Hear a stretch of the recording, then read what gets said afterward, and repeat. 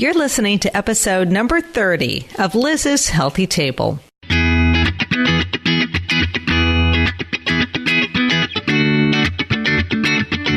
Looking for a healthy new way to feed your family without the hassle and hype? Welcome to Liz's Healthy Table, where your host, registered dietitian nutritionist Liz Weiss, serves up fresh and flavorful recipes with a tasty side of science, good nutrition, and fun. Are you and your family ready for some wholesome food that tastes great too? Don't change that dial. Your food adventure starts here. Welcome to the show, everyone. Today, I'll be sharing the secrets to living a healthy and happy life with my guest, Joy Bauer. She is one of the nation's leading health authorities, and she's a registered dietitian extraordinaire.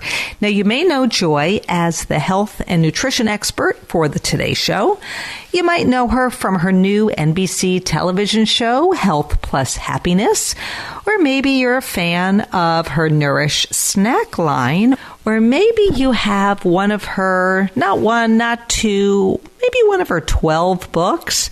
I do not know when this woman sleeps. She is amazing. She's actually a longtime friend of mine, and she'll be on just in a couple of minutes to give us a lot of tips and recipe ideas and just sage advice for living your healthiest, most joyful life. And that pun, of course, was intended. We've got a recipe we're going to talk about for her Zucchini Linguini with meatballs. And we've got two giveaways going on. So I'm going to pick two winners. One winner, this is a U.S. giveaway only, one winner will win a copy of Joy's cookbook, one of her cookbooks, From Junk Food to Joy Food. And then we're also giving away a goodie bag filled with a medley of her Nourish Snacks. So head on over to lizshealthytable.com and then click on through to the podcast subpage and then the show notes from today's episode. And I'm also going to have a separate blog post with Joy's Zucchini Linguini with meatballs recipe, which is so delicious. You definitely want to head on over to the blog and get that recipe. Liz's Healthy Table is brought to you by my friends at superhealthykids.com, your one-stop shop for recipes, meal plans, cooking videos, tips for feeding kids, and a whole lot more. The show is also brought to you by the Parents on Demand Network. This is an app that you can download to your phone.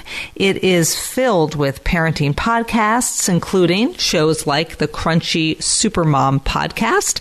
That's one of the many shows in the network that I've been listening to lately. So you can download that app, or you can learn more at parentsondemand.com. Joy Bauer, welcome to the show. Liz, thanks for having me. This is great. I cannot believe I've never had you on my podcast. Cooking with the Moms was on the air for many years, 300 episodes. And now this show's been on the air for a year. And you and I were just talking before the interview. I'm like, how did this happen that I've never had you on my podcast? You know, it is really crazy because out of all of the rock star RDs out there, you know that you have always been one of my very, very favorite. I so admire everything that you do. And if you were to come to my house in New York, in my home office, you would see Mom's Meal Makers right in my bookshelf. Fantastic. That was from like back in the day. Yeah. And now we've moved on, and you have done so many things in your career. But before we talk about today's show, before we talk about your new NBC show and all the cool things you're up to, just tell my listeners a little bit about you. Like, where do you live? How many kids do you have? Just tell us a little bit about Joy Bauer. Oh, gosh. Well, I live in New York. I was born and raised in New York, but not New York City, right outside in a suburb. And I'm one of four kids. I was the oldest, and I was sort of born with a passion for health. And I imagine you can relate to that. I was a competitive gymnast growing up. I went to college on a gymnastics scholarship. And actually, way back in the day, I thought I was going to become a pediatrician. And I was pre-med undergrad, but then I ended up going to graduate school for clinical nutrition, and sort of the light bulb went off. I just absolutely fell in love with the combination of exercise and healthy food. And that was sort of like the beginning of, a fulfilling career in nutrition. I landed in New York as my mainstay. I have 3 kids. My older daughter is 23 years old. I have a son who is a junior in college. He's 20 years old. And my youngest is my daughter, Aiden Jane. She is a senior in high school, and she will be leaving for college in September. And my husband and I are joking that we're going to rename empty nesters Freebirds. And we have a lot of plans, lots of plans. I love it. I love it. You know, Tim and I, well, Simon's doing a gap year, and everybody who listens to the show knows that. And he's actually going to the University of Vermont in September. So, you know, we've sort of been empty nesters, and it feels good. I think, you know, you're going to have, it might take a couple weeks maybe to get used to it. And then I think you'll be off and running. Without the kids, you really have to make an effort to step away from the computer and, you know, plan travel and great restaurants and date nights and things like that. Yeah, it's funny you say that, because I literally was about to say that to you. You really could sit and work all day. I mean, I know you have so much on your plate. You are doing so much. I mean, tell everybody about the Today Show. I mean, I think most people probably know you from the Today Show. How did you kind of end up there? How did you end up at the Today Show of all places? I mean, gosh, and you're doing like, I don't know, multiple segments every week. So give us kind of a little behind the scenes. Sure. I never set out to do television. This sort of all happened very organically and almost accidentally. I was in clinical nutrition. I was the director of nutrition for pediatric cardiology for years at Mount Sinai Medical Center. Loved my job. I also ran programs in communities in East Harlem for underprivileged kids, you know, sort of help trying to break the chain, teaching them about healthy food choices and about regularly exercising. And I taught kindergarten through 12th grade. I absolutely loved that job, both the clinical and the community work.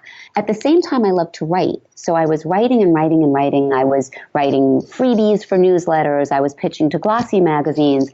And I eventually got very, very lucky and started publishing books. And it was the books that began to land on the desks of various producers. So way back in the beginning, it was really The View on ABC that called me and asked me to do a segment. And Liz, I kid you not, the very first segment that I did, my heart was racing a million miles a minute. I almost threw up on my food display. I was such a nervous wreck. I was terrible. I was a disaster. But fortunately, you know, it went relatively well, and they asked me to come back again and again and again. And I started sort of getting my sea legs on television. And I was still doing clinical. I was teaching some adjunct classes at NYU and building up a little bit of a private practice at the time. And from that, I ended up getting a stint about 3 months on Regis and Kelly. At the time, Regis was with Kelly Ripa. And I got a lot of airtime. And then the Today Show was tracking me on Regis and Kelly. And when one of the producers from the Today Show called me, now this is going back about 13 years ago, I nearly fell off my feet because I had grown up with the Today Show as wallpaper in my home, you know, from the time I was a little kid all the way up. You know, my parents watched the Today Show. I then, you know, as a young adult watched the Today Show. My children watched the Today Show. So it was so exciting to me. And, you know, I did my first segment on the Today Show, and then they called me back and again and again and again. And for about a year, I did the show happily for free about once a week. And of course, you know, everything else really started to exponentially grow. My books started really selling well. My private practice started really booming because I had so much airtime. Right. You had a platform, right? This huge platform. Yeah. And again, like hilarious to me because I was always a clinician. And to think that now I needed an entertainment attorney and possibly an agent, I mean, it was really laughable. Like, who was this? This wasn't me. And it was about a year later that then head of NBC Talent called me in and said, okay, you know, we think we're ready to go to contract. So I've been their health and nutrition expert now for formally about 12 years and just feel so grateful and so lucky. One, to be representing registered dietitians. And two, to be able to have a platform to reach so many people, millions and millions, with a message of health, realistic, manageable suggestions and tips and tricks in a matter of minutes. You know, I still have to pinch myself to think like, wow, how lucky am I to be in such a fortunate position? And that's how it started. So you've done, obviously, hundreds of segments for the Today Show. And I know you, Joy. You don't do the fad diet thing. Nothing's gimmicky. It's super realistic. And I know you've helped a lot of people lose weight and get healthier. So maybe this is a hard question, but when you think about all the people that you've gotten to know, consumers who watch you, is there one story that sort of jumps out like a success story that just still kind of blows your mind when you think about it? It's a really tough question because I would say, honestly, that whoever I'm working with at the time is my most rewarding success story. But that being said, I mean, if I were to think about it instantly, two people pop into my head. One would be Greg McBride. So he's lost 275 pounds. This is a guy who was basically a recluse. He had no self-esteem whatsoever. He was apartment bound. He had a horrible, horrible childhood. And he now has completely transformed not only his appearance, his entire life. He has confidence. He has energy. He's out there making unbelievable career triumphs. So this would be somebody, I call him my diet husband. He's quite remarkable. And then there's another woman, her name is Linda. She's from Tennessee. Linda has lost over 300 pounds. And, you know, when I ask Linda what is the most fulfilling thing about finally feeling comfortable in her own skin, she says to be able to get in and out of a bubble bath on her own. That amazing. Like, puts things into perspective. I know. I know. You know, when you're feeling healthy and you're eating healthfully and you're active, you just feel so good. And to be able to really empathize and put yourself in the other person's shoes. I mean, you hear stories all day and you've helped so many people, and that is just so thrilling. And if you could just sort of describe your food philosophy, because I said a few minutes ago that I know you don't do the fad thing and it's not gimmicky, but it's still so interesting. Like, people really want to watch your segments, obviously. So what's your philosophy when it comes to nutrition? I would say my philosophy is 90-10. You know, that's the way that I've raised my kids. That's the way that I view and pursue my menu and a healthy lifestyle. And it's the way I think that everybody should. So you go out of your way 90% of the time to make smart choices. And 10% of the time there's wiggle room, right? For the things that we love in appropriate portions. Food is so much more than just fuel.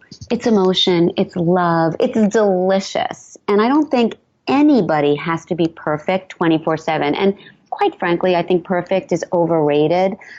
So I would say like that really is my end-all philosophy. And I think different things work for different people. I'm never a naysayer. Hey, listen, if you want to try a paleo or a vegan, or if you want to do a low-fat or a low-carb or Weight Watchers, I think that there are different plans that work for different people. As long as it enables you to sustain a realistic lifestyle and feel really good about yourself and get rid of some of the junk, hey, go to it. Yeah, I love that. And I bet too, you know, I know the way I eat and the way I look at nutrition has changed over the years because the science has changed. You know, years ago it was low fat, low fat. Now, of course, we're into avocados and nuts and all these good fats, olive oil, right? Because the science is there. And I personally love a Mediterranean diet. You know, if I had to choose one diet, that's kind of what I personally love. But again, that's just me, right? And I would say that that would be the diet that I follow as well, just because like at the end of the day, even without the label of Mediterranean diet, it's filled with healthful, wholesome, real foods that we gravitate towards anyway, right? Yeah, absolutely. And for the last few days, I have been eating your zucchini linguini with meatballs because I, in my hot little hands, have a copy of From Junk Food to Joy Food. And I went through it and I'm like, okay, what am I going to make from the book? And these are these turkey meatballs. And I made one little change, Joy, because I'll have to send you a picture. I'm in the middle of redoing my kitchen. I'm giving it a facelift, shall we say. So I have stuff. That's rough. Oh my gosh. I got exciting, stuff. But rough. I know. I have stuff everywhere. And so you called for a tablespoon of Italian seasoning, like dried Italian seasoning. So I found the basil, I found the oregano, and then I found these herbes de Provence. And so I decided, I'm just going to do like a teaspoon of each. So that herbes de Provence added like this really lovely kind of little hint of sweetness to the turkey meatballs. But that was the only change I made. Otherwise, I love this recipe, and I'm going to share it on my website because you said I could. But you've got onion in here, and shredded carrot, and garlic, and Parmesan cheese, and those vegetables and those seasonings really bring out the flavor of those meatballs.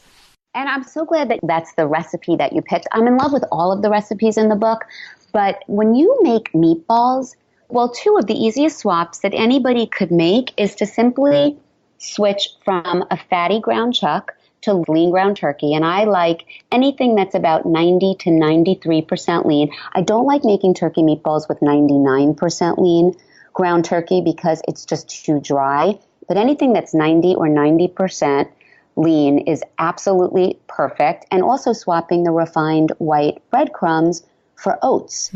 So simple. And again, any recipe you could follow and you just do those two easy swaps and you have elevated your meatballs. And I love herbes de Provence. Herbes de Provence, yes. I just made, it's funny that you said that because I was smiling here. I made a ratatouille last night and I used that seasoning. Really delicious. And I added a little bit of fresh minced basil and it was out of this world.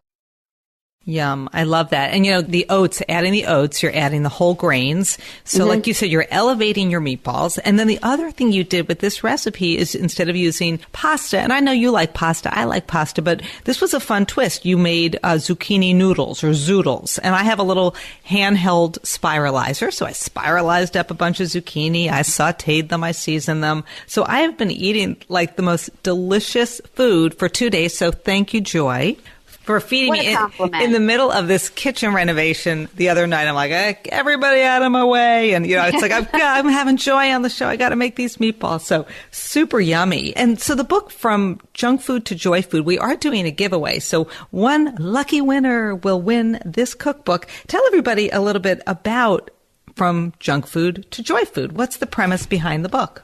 So the book is based on a very popular series that I do on the Today Show. It's in the KLG and Hoda Hour, and we challenge viewers. Well, we do a call out to viewers to challenge me to lighten up their most favorite fattening, indulgent meals. So we're talking anything from strawberry cheesecake to Boston cream pie to buffalo wings with blue cheese topper to pepperoni deep dish pizza. You name it, you can challenge me to make over anything. Then I get busy in the kitchen and I come up with a version that has the same crave-worthy textures and tastes and flavors, etc. And then we reveal them on the show. It's incredibly fun and it's startling to see what you can come up with and while shaving off the calories and the salt and the sugar and whatnot, but still really satisfy your fix or your craving for that same exact food. And that's what the book is. And it's filled with hundreds and hundreds of viewer challenges. So if anybody's listening and you want to challenge me, send it on over. I'm looking here at cream-filled chocolate cakes. Yum. That looks like a whoopie pie. Lasagna. I mean, you've got it all. Do your kids have a favorite recipe in the book, would you say?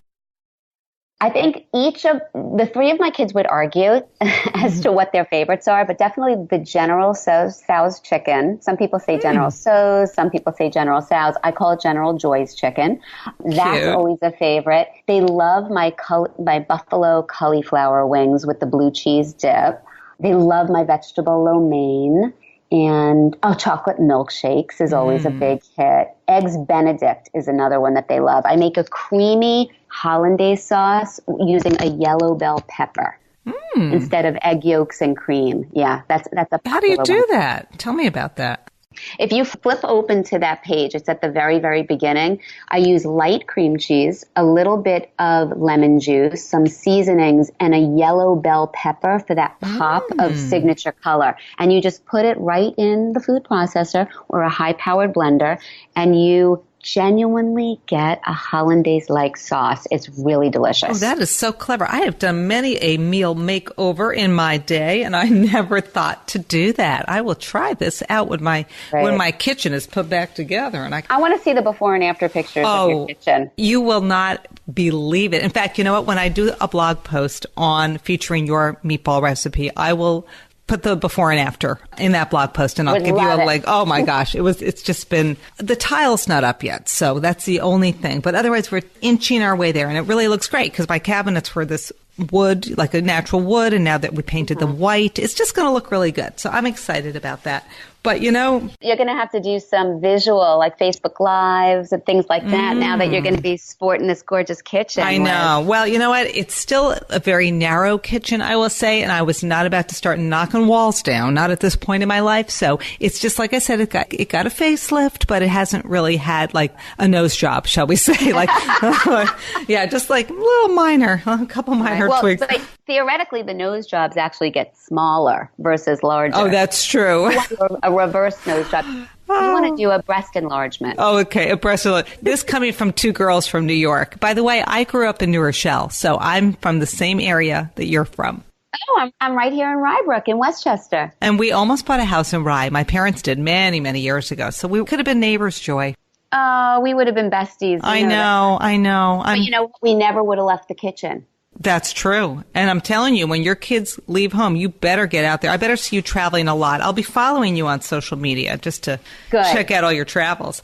So social media, before I forget, tell everybody, where do they find you on social? You're all over the place. I do a lot of posting on social, Instagram and Twitter at Joy Bauer. So that's just JoyBauer. And then Facebook is Joy L. Bauer. Again, Bauer. Yeah. And always posting new recipe inventions and creations and, sort of study summaries, breaking news, interesting controversies. I'm loving social media for so many different reasons. One is because, it gets to extend our platform, of course, and you get to deliver smart, sane, sound information to millions of people. But I think I love it even more, Liz, because it allows us to have these in-the-moment conversations with real people who want to know real things. So people inspire me when they send me posts or comments or informationals via social media to do certain segments or write certain articles or actually include certain topics that I might not have thought of in books and publications. So it's so helpful on many, many levels. I'm loving social media, although it is a bit exhausting. It certainly is. Oh, yeah. I mean, you could really do it all day. And I know personally I've gone through phases where I do a lot of Facebook Live or I'll do Instagram stories, and then I sort of take a break. I get sidetracked and, follow the bouncing ball, and off I go to the next thing. But it really is a fun way to stay in touch, to get ideas. And I know you're churning out lots of ideas, because how many days a week are you on the Today Show?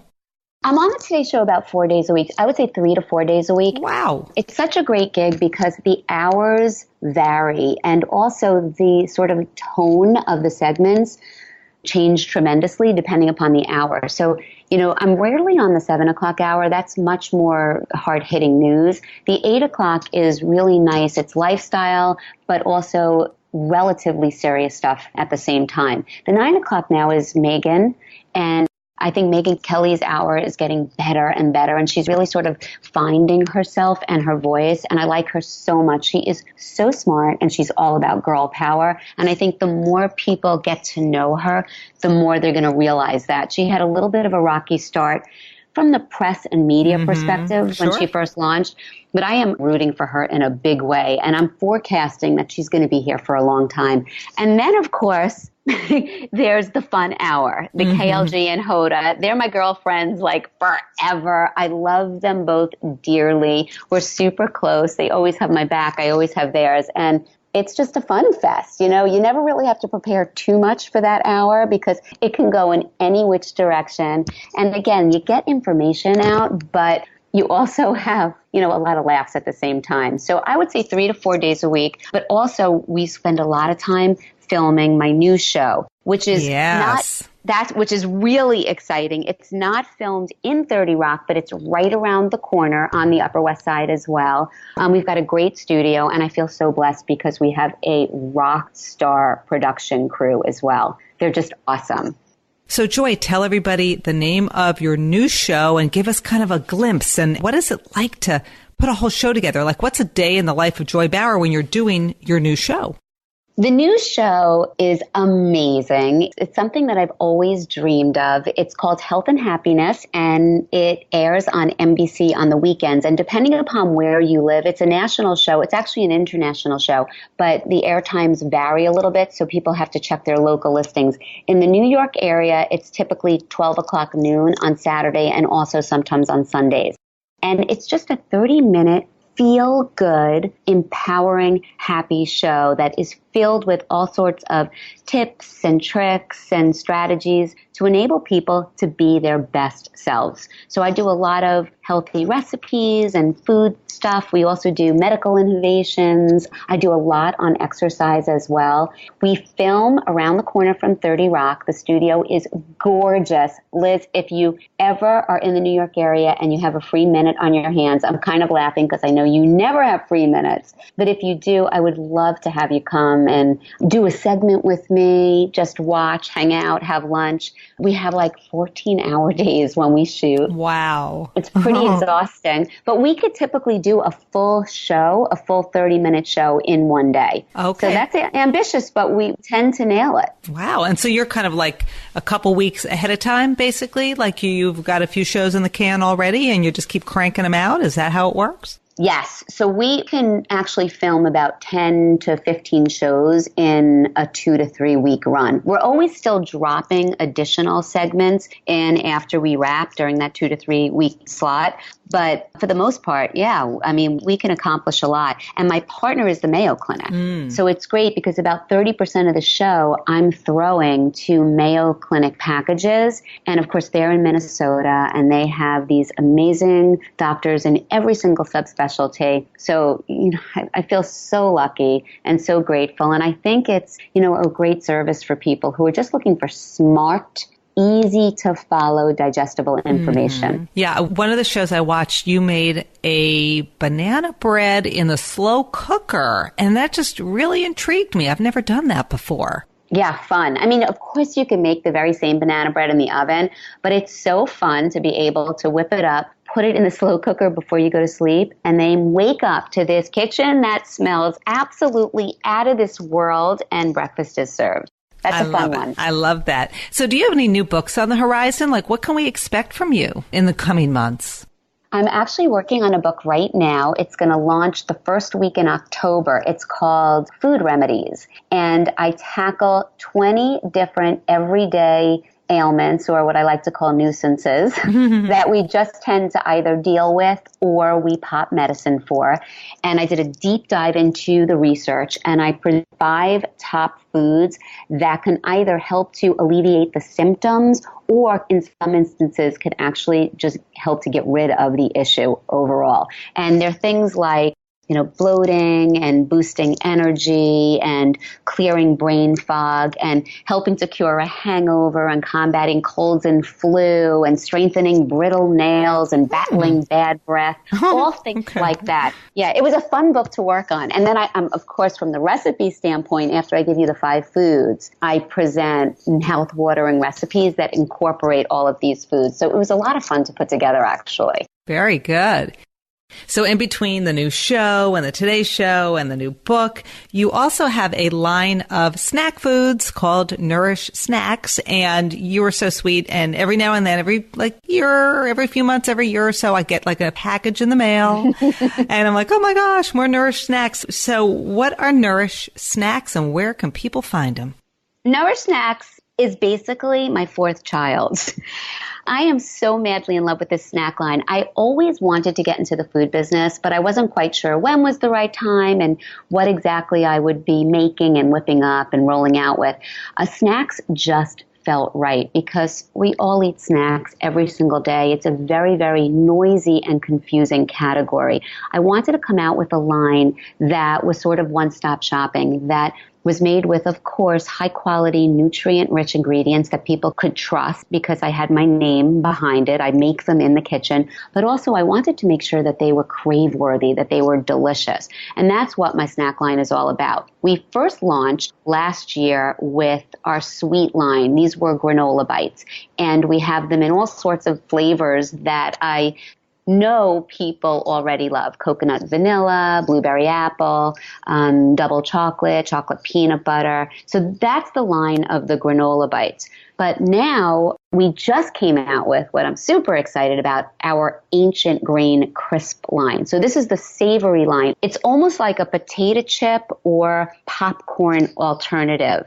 It's a mix of super healthy ancient grains. So in here I have whole grain sorghum and millet and popped quinoa and brown rice. I add in some hemp seeds and chia seeds, and then I season it up with 3 different flavorings. We have sea salt, because everybody loves a plain, good sea salt crunch. We have a Texas barbecue in honor of my daughter, who now lives in Austin. And we also have an aged white cheddar. And we just rolled out with these ancient grain crisps in CVS.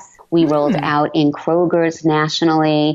We're about to be in Whole Foods and in Wegmans. And of course, we're on Amazon as well. So I'm so happy for you to taste them, especially since you don't have a functioning kitchen right now. I might have to send you more, Liz. It's a semi-functioning kitchen. But yeah, it's just like, it's a mess. But no, I love the Nourish Snacks. And I think I remember seeing you had posted, I don't know if it was on Instagram, you were on an airplane and I guess they were passing out Nourish Snacks, right? This was a crazy experience. Here I am. I'm sitting on a Delta flight. I'm coming back from the West Coast, and the flight attendant comes over with the snack offerings. And there are my babies. Liz, I almost jumped up and gave her a French kiss. I had to control myself. It was pretty unbelievable. It was an extraordinary experience. I told her to please stay still while I took out my iPhone and I took a picture of her and the snacks. And then I grabbed a few. That's so cool. That's so much fun. So what would you say, Joy, is, because, you know, your show is called Health and Happiness, but what is, if you could kind of just sum it up, like for people to live a healthy and a happy life, like what would you say is that kind of winning formula?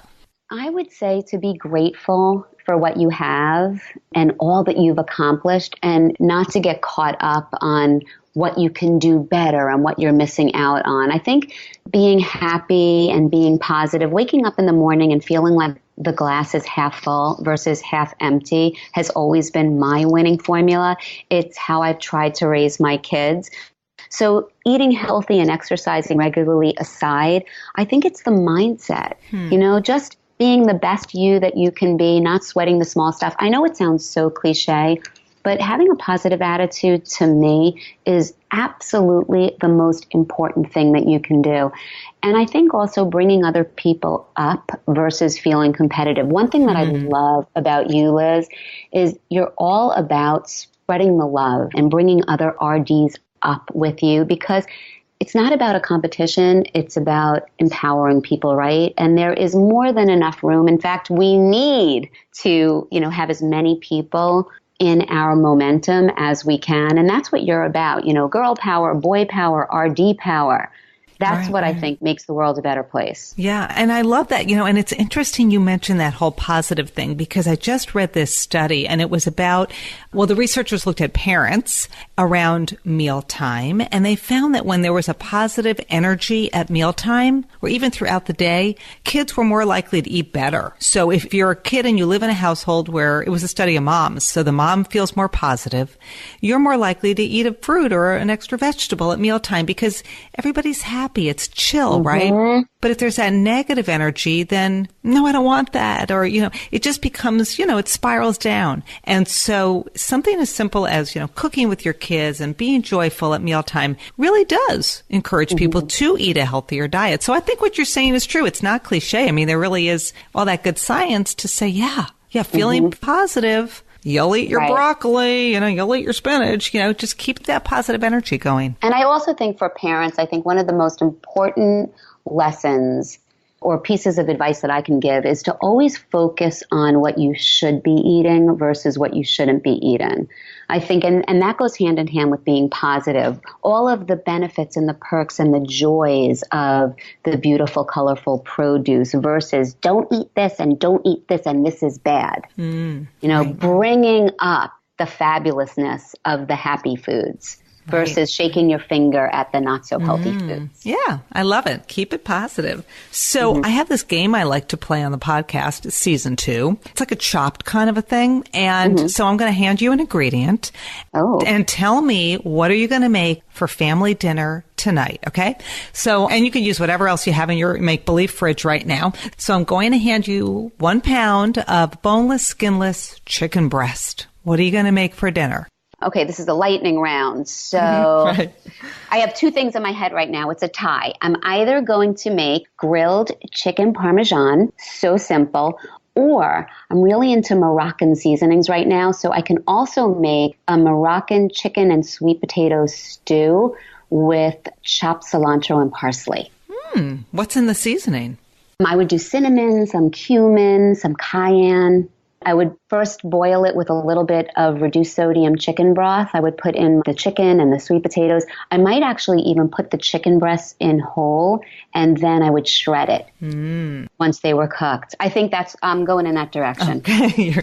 It's a done deal. Dinner tonight. And you could use the slow cooker too, because that would be really good. And then you could pop it in the morning and then come back later. Right. Although I wonder if the sweet potato, that should work. That should work. Except for that, I'm so in the mood for it right now for tonight. I don't have time with the slow cooker. I'm going to have to be the good old-fashioned way on the stove in a big old pot. That sounds really good to me. Well, I have a husband who decided he was going to become a pescatarian, and so we don't eat a lot of chicken these days. So it's always fun to hear what everybody else is doing with their chicken. You know what? I just made a great snapper dish that you should try with your husband. We were talking about the ratatouille earlier.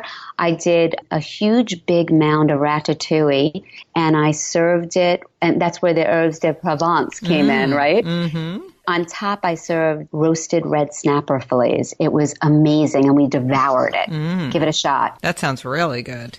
Yum, yum. Hey, do you have any favorite cookbooks other than your own cookbooks, like a book you turn to for inspiration? Definitely. Not one, like 30.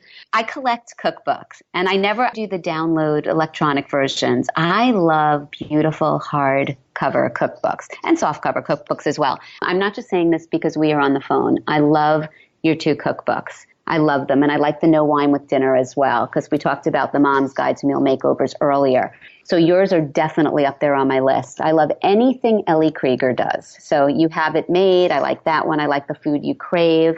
I also like Skinny Taste, Gina's cookbook. Yeah. Jackie Nugent, even though I don't think it's a cookbook, but she has a lot of recipes in there. The Diabetes one. Well, actually, it is a cookbook. Yeah. Oh, she's a great cook. Wow. She's amazing, and I love following her on Instagram as well. She always gets me hungry anytime I see her post anything. And I like a lot of the standard cookbooks. I love The Joy of Cooking. I like the Barefoot Contessa, of course. I like hers. I like Plenty. I like the Smitten Kitchen cookbook. I love cookbooks. So that's a little bit of a loaded question for you to ask me. Yeah, well, I'm looking at my bookshelf, so a lot of the books you mentioned I have on my bookshelf. So I think we have the same taste. There's no doubt about that. Good stuff. That's right. Yeah. I'm not surprised, Liz. Yeah. Hey, Joy, before I forget and before I let you off the hook here, I'm heading to Austin. I don't know if we talked about that on the show or before the show, but I'm heading there to speak at Today's Dietitian. It's a big conference for dietitians, and I'm talking about family mealtime. So the magic of family mealtime. And one of the things we're going to talk about is it's really hard to schedule family mealtime when you have teenagers who are running in many directions. So as the mom of teens and young adults, like, how do you get everybody to gather around your table? How do you fit that in? Well, I take meals very seriously. I'm also realistic, and I have kids that are overscheduled and very busy. So I don't assume that we're going to be able to eat together at the table dinner 7 nights every single week. But I do make sure that at least between all of, the different sporting events and after school activities and even late night business meetings, that we do eat together at least 4 nights every single week. And we just make it happen. It's a date. And you know what? The kids love it and they look forward to it. And another way that, I sort of entice them with a spectacular dinner and looking forward to it is I rotate who's in charge of the menu. I love cooking, so I make the stuff. But, let's say on a Tuesday night, maybe if I know that Cole is going to be in charge, on Monday, I'll send him a couple of ideas, things that I would like to try or experiment with, and I let him decide what the menu is going to be.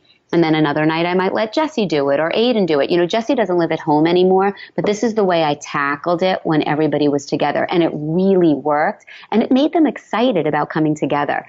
And one thing I know that you're going to relate to is making sure that everybody comes to the table unplugged. And that includes my husband and myself. It's so seriously important. Yeah, I totally agree with you. And even when the boys have friends over, I look at them and I could see they're looking down. I finally say, okay, we have a rule in our household, no cell phones at the table. It's a great rule. And it's not like a mean rule. It's like you got to brush your teeth before bed. It's just a rule. And, once you set it, nobody complains. And you're right. You have to, mom, dad, grandparents, whoever's at the table. Everybody needs to unplug. It's a happy rule. It's just as hard for us to unplug as it is for the kids to unplug. And I think letting your kids know that it can be productive and helpful. But you got to check it in another room before you enter the kitchen for dinner. That's right. That's a happy, positive rule. Thank you, Joy. Right. You got it. Joy, thank you so much for joining us today. And I'm really excited, everybody, that we have this giveaway of Nourish Snacks. It's a gift pack, right, Joy? And your book. I think we'll have 2 winners. Why not? Let's have 2 winners this week. I love it. Yeah. Yummy giveaways for sure. Well, thanks for being part of the show. It's been great having you.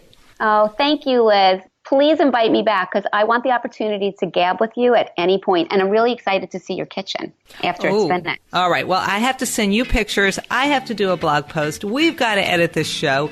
Thank you so much, Joy. And everybody, thanks so much for listening today.